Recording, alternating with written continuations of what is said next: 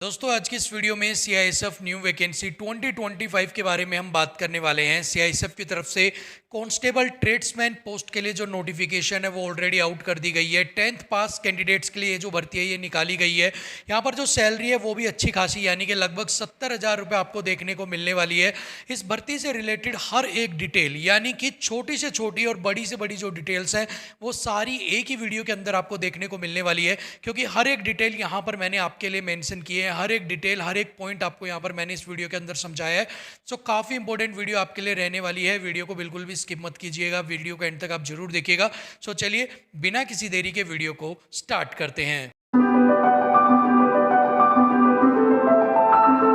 दोस्तों स्टार्ट करेंगे सबसे पहले टोटल नंबर ऑफ पोस्ट से यानी कि टोटल नंबर ऑफ वैकेंसी से। सो यहाँ पर टोटल नंबर ऑफ वैकेंसी वो है आपकी 1161 यानी कि 1161 जो पद है उनके ऊपर नोटिफिकेशन आउट की गई है।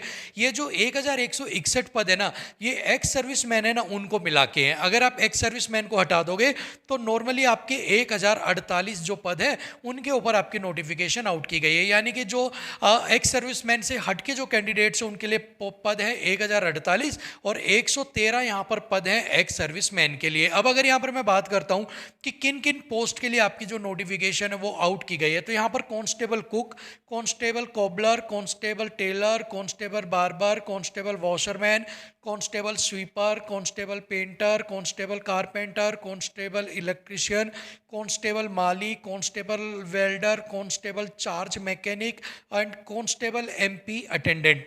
इन पोस्ट के लिए आपकी जो नोटिफिकेशन है वो यहाँ पर आउट की गई है।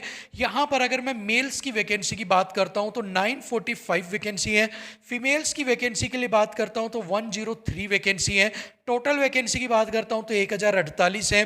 113 एक्स सर्विसमैन की हैं जो कि टोटल मिलाकर आपकी हो जाती हैं 1161। अब यहाँ से देखिए एक चीज़ क्लियर होती है कि मेल भी अप्लाई कर सकते हैं और फीमेल भी अप्लाई कर सकते हैं, यानी कि ये जो भर्ती है ये मेल के लिए और फीमेल के लिए दोनों के लिए। इसके अलावा ऑल इंडिया से मेल एंड फीमेल जो है वो इन भर्ती के लिए अप्लाई यहाँ पर कर सकते हैं। इसके अलावा यहाँ पर आप देख सकते हो कि किस post wise male and female की कितनी कितनी वैकेंसी यहाँ पर है। ठीक है, सो अगर आप कुक की बात करते हो तो 400 वैकेंसी है, कोबलर की मेल की 7 वैकेंसी है, टेलर की 19 है।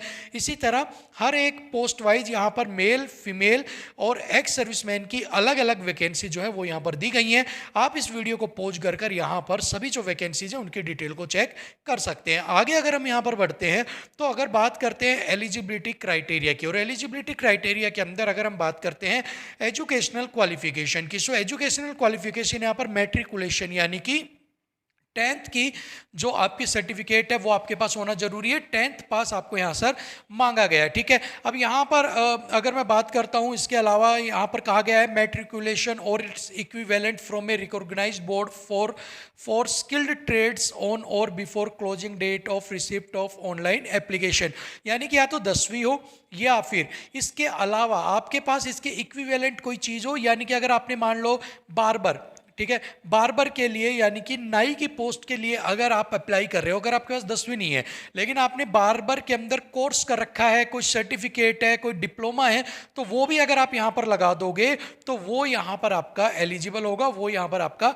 मान्य होगा। और ये कब तक का होना चाहिए आपके पास, जो लास्ट डेट है रिसिप्ट की, यानी कि अभी आगे बताऊंगा अप्रैल के अंदर लास्ट डेट है, उस तक आपके पास ये सर्टिफिकेट आपकी 10वीं की और आपके पास जो इक्विवेलेंट सर्टिफिकेट से होनी चाहिए। अगर लास्ट डेट के बाद की अगर आप सर्टिफिकेट लेकर जाओगे तो वो आपको वहां पर विदहेल्ड के अंदर डाल दिया जाएगा, रिजेक्ट आपको कर दिया जाएगा। नेक्स्ट अगर मैं बात करता हूं यहां पर एज क्राइटेरिया के बारे में, सो जो एज लिमिट है ना वो 18 से 23 साल रखी गई है और एज काउंट की जाएगी 1/8/2025 से, यानी कि आपका जो जन्म है वो 2/8/2002 से पहले नहीं होना चाहिए और 1/8/2007 के बाद नहीं होना चाहिए। ठीक है, तो इसके बीच में अगर आपका जन्म है और 18 से 23 साल अगर आपकी उम्र है तो आप इस पोस्ट के लिए जो है अप्लाई कर पाएंगे। इसके अलावा आपको एज रिलैक्सेशन जो है ना वो भी यहाँ पर आपको दिया जा रहा है। इसके अलावा अगर मैं एज रिलैक्सेशन की बात करता हूँ तो यहाँ पर आप schedule caste, schedule tribe, SC और ST जो कैंडिडेट्स उनको 5 साल का एज रिलैक्सेशन दिया जा रहा है। OBC कैंडिडेट्स को 3 साल का एज रिलैक्सेशन दिया जा रहा है। और एक्स सर्विसमैन है उनको 3 साल का जो एज रिलैक्सेशन है वो यहाँ पर दिया जा रहा है। यानी कि जो एससी और एसटी कैंडिडेट्स हैं वो यहाँ पर 28 साल तक फॉर्म फिल कर पाएंगे। ओबीसी जो कैंडिडेट्स हैं वो 26 साल तक जो फॉर्म है उसको यहाँ पर फिल कर पाएंगे। ठीक है, सो ये हो गया आपका एज क्राइटेरिया। नेक्स्ट अगर हम बात करते हैं कुछ साइलेंट फीचर्स के बारे में, सो यहाँ पर कहा गया है कि एप्लीकेशन जो है ना वो ऑनलाइन मोड के अंदर ही आपसे लिए जाएंगे। किसी और मोड के ऊपर अगर आप डाक से भेजते हो या ईमेल करते हो तो वो स्वीकार नहीं किए जाएंगे। इसके अलावा PT PST physical efficiency test, physical standard test, documentation, trade test, written exam and medical examination जो है वो अलग अलग सेंटर्स के ऊपर आपका कंडक्ट करवाया जाएगा। एप्लीकेशन फीस जो है वो 100 रुपये यहाँ पर ली जाएगी अनरिजर्व से and OBC and EWS candidate से। इसके अलावा फीमेल कैंडिडेट्स जो हैं और जो schedule caste and schedule tribe ex serviceman जो है उनको यहाँ पर एग्जेम्प्टेड रखा गया है। तो यानी कि अनरिजर्व, ओबीसी एंड ईडब्ल्यूएस इनको यहाँ पर देने हैं 100 रुपये। इनके अलावा जितने भी कैंडिडेट्स बच जाते हैं उनसे यहाँ पर कोई भी परीक्षा शुल्क नहीं लिया जाएगा, उनके लिए फ्री यहाँ पर रहने वाला है। नेक्स्ट अगर मैं बात करता हूँ रिक्रूटमेंट प्रोसेस के बारे में, सो रिक्रूटमेंट प्रोसेस वो आपके किन स्टेजेस के अंदर कंप्लीट करवाया जाएगा, तो यहाँ पर PT PST documentation, trade test, OMR पहले आपका पीटी मतलब फिजिकल होगा, उसके बाद डॉक्यूमेंटेशन होगा, फिर ट्रेड टेस्ट होगा। सेकंड आपका सीबीटी आपका जो ऑनलाइन एग्जाम है वो ओएमआर बेस में होगा या कंप्यूटर होगा, दोनों में से एक तरीके से लिया जाएगा, हिंदी और इंग्लिश लैंग्वेज के अंदर होगा। और तीसरा आपका फिर मेडिकल होगा। यानी कि आपका 3 स्टेज में पहली स्टेज आपका फिजिकल, ट्रेड टेस्ट होगा, डॉक्यूमेंटेशन होगा, सेकंड आपका एग्जाम होगा, उसके बाद आपका मेडिकल होगा। ठीक है ना।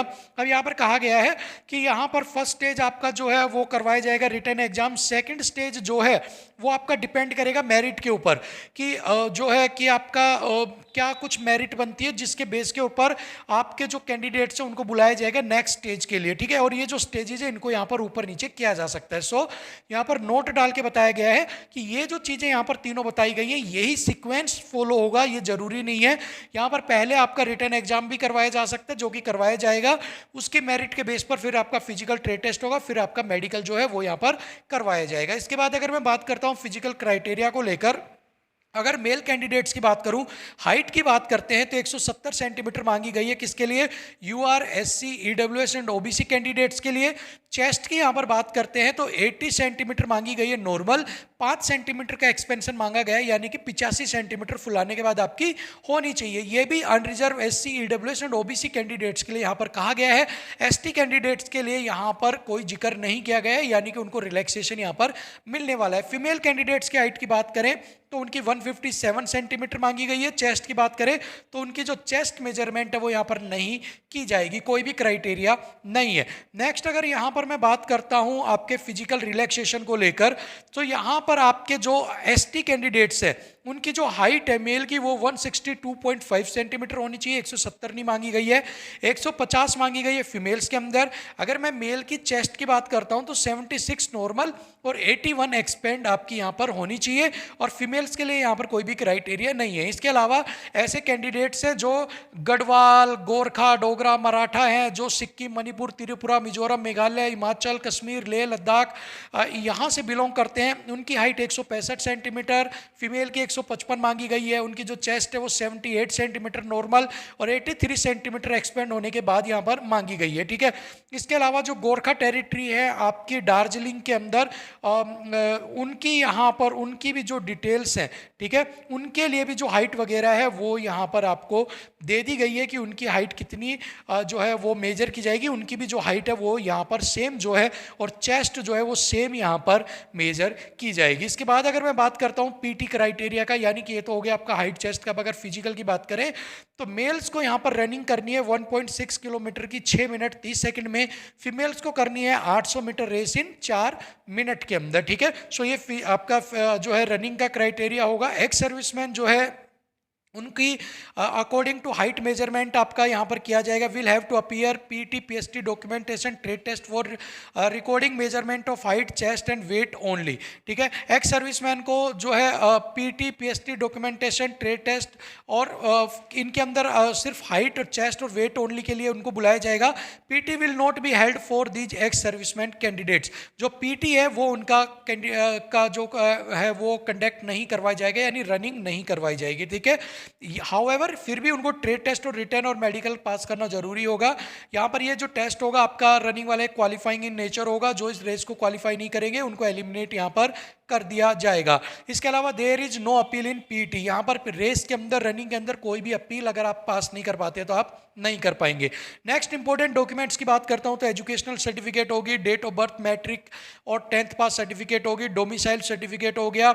इसके अलावा आपकी कास्ट सर्टिफिकेट हो गया है। ठीक है, SST EWS सर्टिफिकेट्स हो गया है। कास्ट सर्टिफिकेट जो स्टेट ने जो है आपको अगर इशू किया है तो वो आपको यहाँ पर लेकर आना है। अगर आप गोरखा, मराठा, डोगरा इनसे अगर बिलोंग करते हैं, हाइट चेस्ट में रिलैक्सेशन लिया है तो उसका आपको एनेक्सर 6 जो है एक सर्टिफिकेट दी गई है वो आपको फिल करवानी है, यानी कि आपके पास सर्टिफिकेट होनी जरूरी है। इसके अलावा पासपोर्ट साइज रिसेंट आपके पास फोटो होनी चाहिए। ठीक है, और 3 महीने से पुरानी आपकी फोटो नहीं होनी चाहिए, यानी कि रिसेंट आपसे मांगी गई है। इसके अलावा आपके पास आईडी प्रूफ भी आपको कैरी करके अपने साथ लेकर जाना है। जो फॉर्म भरते वक्त आप उसमें जो नंबर फिल करोगे, आधार कार्ड, पैन कार्ड जो भी डालोगे वही आपको सेंटर के ऊपर लेकर जाना है। ठीक है, यहाँ पर ये जितनी भी चीज़ें हैं ये आपके जब पीटी पीएसटी डॉक्यूमेंटेशन होगा वहाँ पर ये सारे जो चीज़ें हैं आपकी आइडेंटिफिकेशन वगैरह जो कैंडिडेट के वो वहाँ पर चेक की जाएंगी। नेक्स्ट अगर मैं बात करता हूँ ट्रेड टेस्ट के डिटेल के बारे में, यानी ट्रेड टेस्ट भी होगा, उसकी क्या कुछ डिटेल आपकी रहने वाली है। अगर मैं कुक की बात करता हूँ तो चपाती और राइस बनाना आना चाहिए। इसके अलावा आपको वेजिटेबल, दाल, सांभर, इडली वगैरह बनाना आना चाहिए। मीट, फिश, एग और खीर वगैरह भी आपको बनानी आनी चाहिए। ये आपसे ट्रेड टेस्ट में बनवा कर देखेंगे। कोबलर की, बूट मेकर की बात करें तो शूज के पॉलिश करना और टूल्स को हैंडलिंग और लेदर को रिपेयर, स्टिच करना शूज को, ये सारी चीज़ें आपसे करवा कर देखेंगे। टेलर की बात करें तो आपकी मेजरमेंट लेना, नाप लेना, कपड़ों की कटिंग करना और सीलना, ये आपसे वहाँ पर ट्रेड टेस्ट में करवाएंगे। बार्बर की बात करें तो टूल्स की हैंडलिंग, बाल काटना और सेविंग, दाढ़ी करना, ये आपको आना चाहिए, ये करवा के देखेंगे।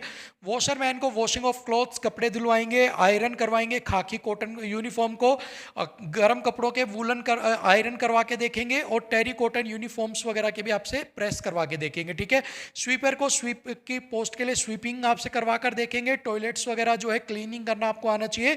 बाथरूम्स वगैरह साफ करना आपको आना चाहिए। ठीक है, पेंटर की बात करें तो आपको कलर, पेंट और शेड्स की जानकारी होनी चाहिए। साइन बोर्ड्स वगैरह आपको पेंट करना आना चाहिए और पेंटिंग और ड्राइंग भी आपको आनी चाहिए। ये सब चीज़ें आपसे करवा कर देखेंगे।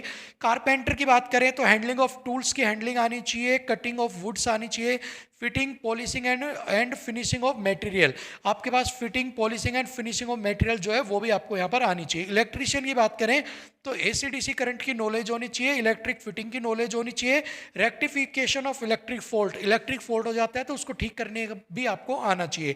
माली की बात करें तो आपको ग्राफ्ट करना, यानी कि कटाई छटाई करना, पेड़ पौधे लगाना, मेंटेनेंस करना, सीड्स और उनके उगाने के सीजन के बारे में पता होना चाहिए। आपको फर्टिलाइजर्स के बारे में पता होना चाहिए। ठीक है, इसके अलावा जो आपके इंडिजीनियस मेथड हैं, जो आपके जो मेथड चले आ रहे हैं खेती के, उनके बारे में भी आपको सभी मेथड के बारे में नॉलेज होनी चाहिए। वेल्डर की बात करते हैं तो आप वेल्डिंग टूल की नॉलेज होनी चाहिए। ARC वेल्डिंग आपको प्रैक्टिकली आनी चाहिए और गैस वेल्डिंग भी आपको प्रैक्टिकली जो है ये आनी चाहिए। अगर ये सारी चीज़ें आती है तो यही सारी चीज़ें जो मैं आपको बता रहा हूँ ये सारी आपके ट्रेड टेस्ट में यहाँ पर करवाई जाएंगी। नेक्स्ट अगर मैं बात करता हूँ चार्ज मैकेनिक की तो नॉलेज ऑफ AC/DC करंट की नॉलेज होनी चाहिए, वोल्टेज, रिसीविंग, डिस्ट्रीब्यूशन, कंजप्शन की नॉलेज होनी चाहिए, स्विच बोर्ड और फॉल्ट अटेंडेंट्स की भी नॉलेज आपको होनी चाहिए। Motor pump attendant, MP attendant की बात करते हैं तो आपको पंप की नॉलेज होनी चाहिए, मोटर की नॉलेज होनी चाहिए एंड आपको रिपेयर करना भी इन चीज़ों को, मोटर जल गई और पंप जल गया तो इनको रिपेयर करना भी आना चाहिए। ट्रेड टेस्ट से रिलेटेड कुछ इंपॉर्टेंट नोट्स हैं। All the candidate declare pass in HBT, यानी कि हाइट में, PT, PST एंड डॉक्यूमेंटेशन में जो पास हो जाएंगे उनको ट्रेड टेस्ट में जाना पड़ेगा।